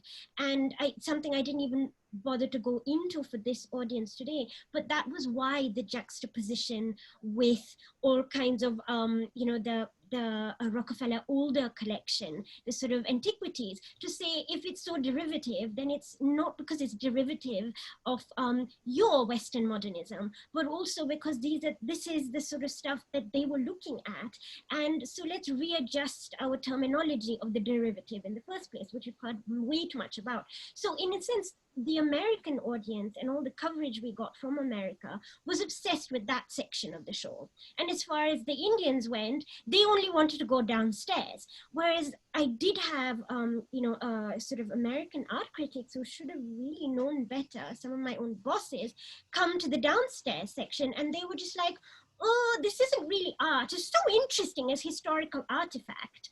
But for us, this is the kind of thing that, I just stood there and wept when I saw it all together, and I was like, I couldn't believe that we'd actually managed to get that. And so in a way, I think it's to cater to neither one specific agenda, but also to put those agendas out there and make them difficult. Right. And I mean, this seems to echo a lot of what Siddhartha. Yeah. Oh no, I just wanted to say, in response to this whole thing, is as curators, if we have a collection that's got some heavy hitters in it, like, the things people are expecting to see. And when Zehra was helping me and we were discussing the Hurwitz collection, I knew there were objects that we needed to pull out. Like, we had to put Man by Hussein out. Fine and good, it's what people want to see. But I also felt not only an impulse, but an obligation to pull from this collection artists who had not been given a platform because of the dominance of other artists. So there are many heavy hitters that are not being shown to create space for artists who have been overlooked. So I think that it is our responsibility to do that work as well. Yeah, absolutely. So it's kind of hitting different registers and applying yourself to different audiences simultaneously, which seems to be the only way of kind of navigating this situation, because people are coming to the works at such different levels of exposure. And let's go back to definitions, and let's go back to ground. I've got a question about what is the defining original characteristic, visual or ideological, in the works of Indian modernists in painting. And I suppose that question is allied also to the question of periodization. When we're talking about modern art in India, what even is the period that we're discussing? I think that Zehra touched upon the easy kind of bifurcation of pre independence and post-independence, and certainly you do get that 47 cutoff. And there are others who would argue for a much longer durée, maybe even from the 30s up to the 80s. Gita Kapoor famously was the very late starting point for modernists. Sonal Kula in her book proposes 30s to the 80s. Where do we stand as a group? Two questions. Answer either, none. Defining characteristics of Indian modern painting and periodization.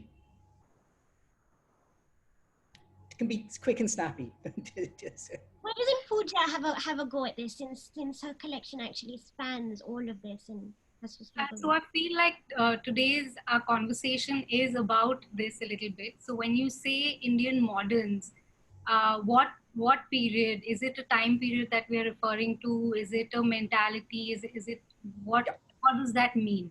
Yeah. So these two. Yeah. Yeah. So I think that is kind of what we are talking about.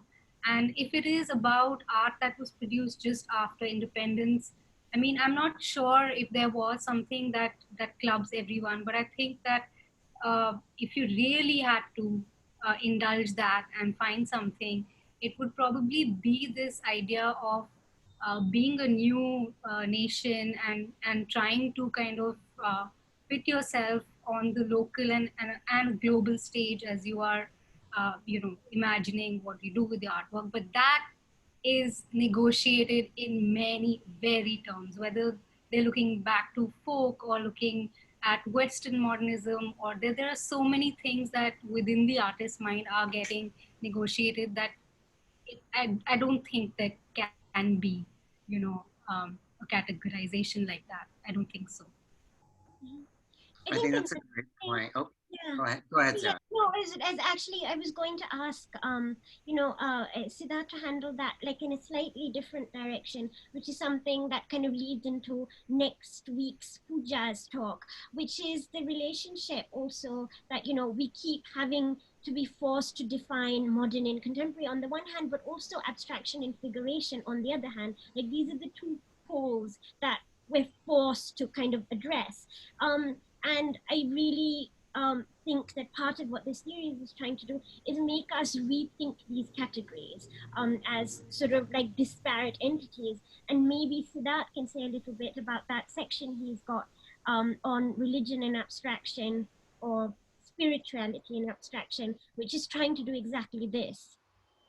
Well, yeah, I think, I mean, this is like tangentially addressing that, Zehra, but like if we think about early Buddhist art, like in the moments before the image of the Buddha actually being represented, it's aniconic.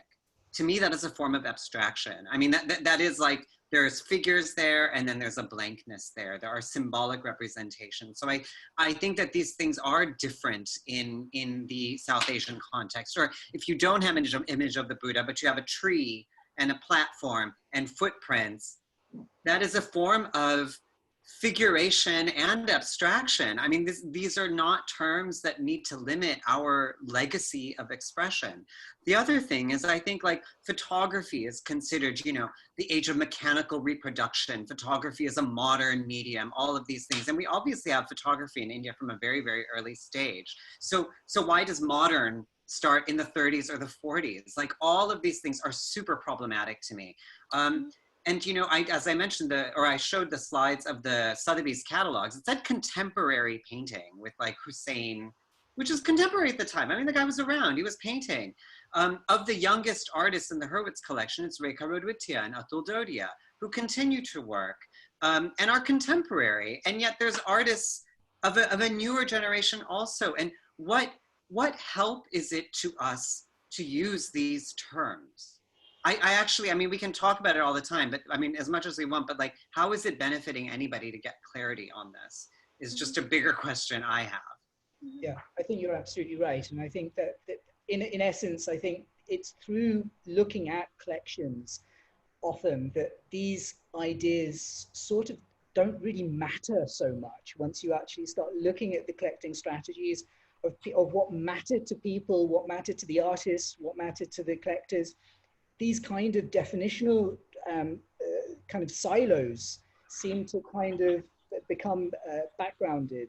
And to that degree, let me ask a question which Tasneem Mehta has posed, which talks a little to this. Puja, can you tell us a little bit about how Nicholson transitioned into buying contemporary? So what was this kind of move from one generation of artists to another? Was he buying modern and contemporary at the same time? To Siddharth, and I think you've pretty much answered this right now, does the Hurwitz collection have contemporary as well or only modern works? I think you've answered that perhaps. So Puja, maybe you could just talk to that. So thank you for that question. Well, so I think Jehangir Nicholson was buying this art as contemporary art. He was as old as all these artists were, and so for him it was contemporary. And like Siddharth showed, they themselves projected themselves as the contemporary. And for Jehangir, he lived till 2001. So these were kind of artists that were coming up in the time, and I think it is interesting that he is quite experimental in the art that he has bought. Many a time disagreeing with people who were advising him, including Dadiba Pantol or Kiku Gandhi. And I remember a story that Shireen has mentioned somewhere in an interview, saying that she was quite surprised that Nicholson walked into her collection, walked into an exhibition, the first exhibition of Jitish Kalat at Chemold, and bought works, because she was thinking that, oh, he collects modern art, but he was very happy to buy that. And then also Manisha Parekh once told me that it was like the work that we have of hers is actually very different from what you would ascribe a value to, because they were photocopies that she had made in a residency somewhere in Germany with a very fancy machine that had just come out. So it was very different kind of art buying that happened. So yeah, I think he just wanted to be up to date with what he collected. So yeah.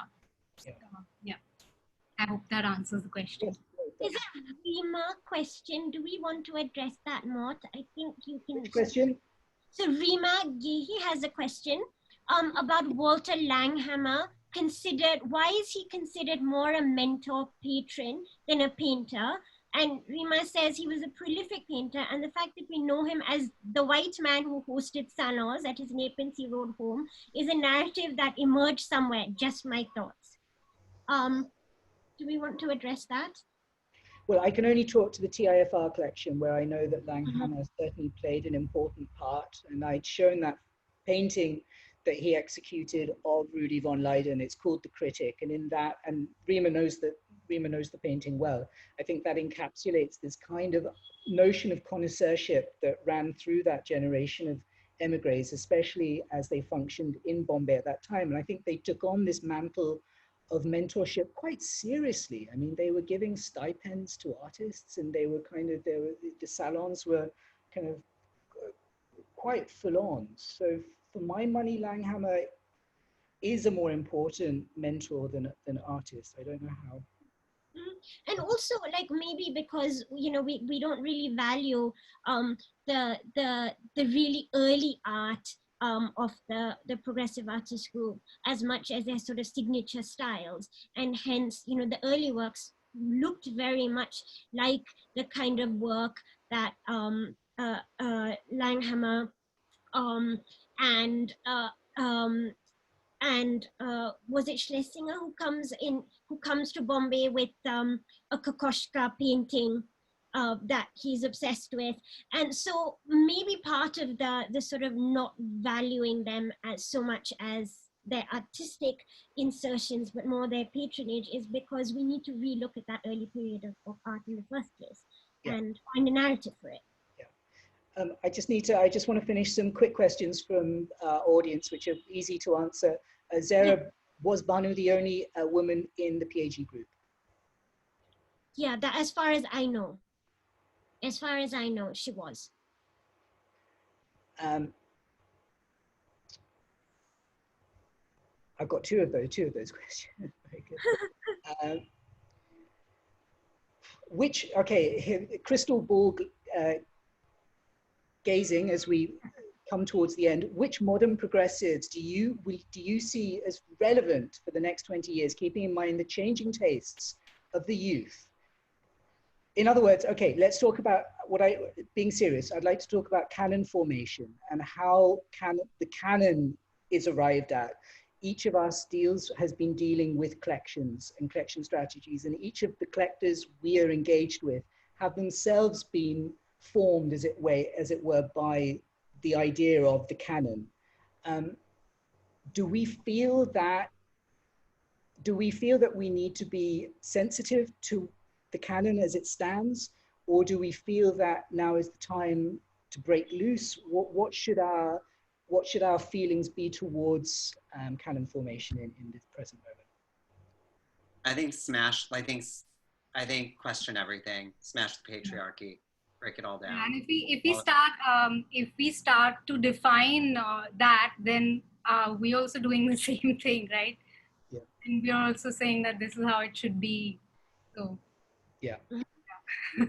I have a question. I'm keeping with the idea of the future. I have a question from Saloni Doshi, and I don't know whether you as a group would prefer to answer this in a later session. What do you feel about the future of collecting in India? Do you feel that collectors are still grappling with what to do with their vast collections? Also, is it important to have a permanent city, modern and contemporary art museum? You can either save that up for a later session, or if anyone wants to address that now. I think that is really interesting, and we probably will save up some of that for a later session, because I also feel that, you know, part of where this is going by the time we reach the end of the series is that opening that dialogue up to include others, place like Pakistan as well, and what people are doing with defining their moderns and how they're sort of talking about public art collections versus private ones. But I just have one small thing to say, is that I really wish that we could get away from obsessively navel gazing at collecting patterns. Really, and it's like enough already. Every dialogue doesn't have to be about how individual collectors ought, should, or could collect. Right. So you're advocating everyone should have their own individual response, not bred out of kind of a sheep mentality or media coverage. Yeah, exactly. And also that we should have more art historical discussions that are really, not so quickly focused on how something ends up being acquired. Because So then Zehra, and maybe to the group, I think, Puja, should we be drawing towards the close? I think so, yes, yeah. So let me just, to that, Zehra, let me just ask everyone around present, a lot of media attention is given to modern art in the contemporary moment. And I think we would all agree that a lot of it is framed around the idea of market and commerce and prices and the auction world records and the whys and wherefores of that. Do we as a group have a view on how public discourse is shaped around modern art in the contemporary moment, and any suggestions about how we can have sensitive, open discourse that is perhaps not framed in that manner?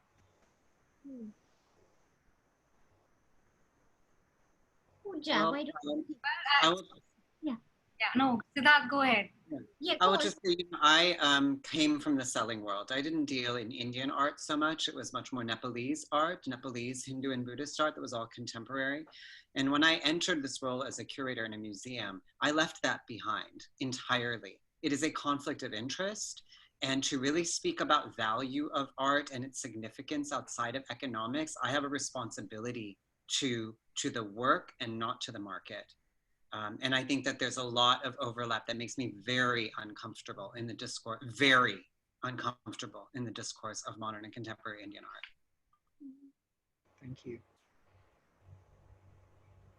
Zehra, Puja? No. I don't have anything to add. I think while I think the market may be slightly important but I don't think it should kind of supersede all art historical discourse and everything to define what's important, which artist is important and which is not. So, yeah. Maybe Mort, you could sort of sum up a little bit when in the context of, you know, it seems to lead quite nicely into this whole discussion of how private collectors have a completely different idea of what their mission is, towards, you know, when you compare them to, you know, collectors like the Hurwitzes or the Rockefellers or Jehangir Nicholson, who really had a sort of ambassadorial agenda. And maybe Mort, you can actually say something about that. Yeah, I mean, I think my really where I stand on this is that I think there was a moment in the history of India which really peaked in that sort of 60s to 80s timeframe, where there was a coming together of the idea of collecting with the idea of statehood and India as an emerging nation on the world and global platform. And there was this kind of marriage then of taking art out. And of course, that reached its kind of apex in 1982 around the Festival of India's, which were traveling exhibitions outside India. That then sort of fell away, I think, by the late 80s, early 90s, and of course with the opening up and liberalization of the Indian economy, that completely changed the nature of collecting in India, where I think it became a notion, the kind of idea of acquisitiveness came to the fore. Understandably, it was a different time. So I think for me, the nature of collections really, there's this kind of pre 1991 period and post 91 period of collecting, where I think agendas certainly shift massively. So that would be my take on that, and this idea of the kind of the twinning of state, the idea of state and the idea of collecting. And of course, I would just, I mean, Sonal Kula, her book Worldly Affiliations, she proposes this idea of worldly affiliations which go beyond state connections, and actually she's more interested in the way that artists to artists, collectors to collectors, these non-state actors kind of talk to each other. And I think for me also that becomes more interesting actually, and you see it developing certainly over the last 25, 30 years. But it was always there, of course. Guys, with that, at 8:32, yeah. should we? I mean, we can keep talking, but I think we should like end it now. I'd like to thank everyone from my perspective. Thank you so much for inviting me. No, thank Thank you, Mort. Thank you. So, all right. Thank you all. Bye. Bye.